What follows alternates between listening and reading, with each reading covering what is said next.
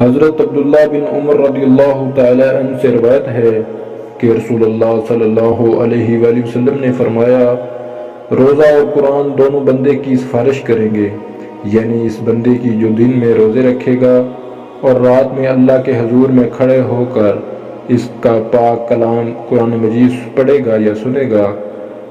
روزہ عرض کرے گا، اے میرے پروردگار، میں نے اس بندے کو کھانے پینے اور نفس کی خواہش پورا کرنے سے روکے رکھا تھا، آج میری سفارش اس کے حق میں قبول فرما اور اس کے ساتھ مغفرت و رحمت کا معاملہ فرما۔ اور قرآن پاک کہے گا کہ میں نے اس کو رات کو سونے اور آرام کرنے سے روکے رکھا تھا، اے میرے پروردگار، آج اس کے حق میں میری سفارش قبول فرما اور اس کے ساتھ بخشش اور عنایت کا معاملہ فرما۔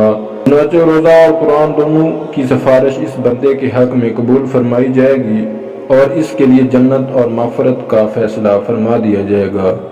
کیسے خوش نصیب ہیں وہ بندے جن کے حق میں ان کے روزوں کی اور نوافل میں ان کے پڑھے ہوئے یا سنے ہوئے قرآن پاک کی سفارش قبول ہوگی۔ یہ ان کے لیے کیسی مسرت اور فرحت کا وقت ہوگا۔ اللہ تعالیٰ اپنے اس سیاکار بندے کو بھی محض اپنے کرم سے ان خوش بختوں کے ساتھ کر دے، آمین ثم آمین۔ دین کی بات پھیلانا صدقہ جاریہ ہے، ثواب کی نیت سے اس ویڈیو کو شیئر کریں۔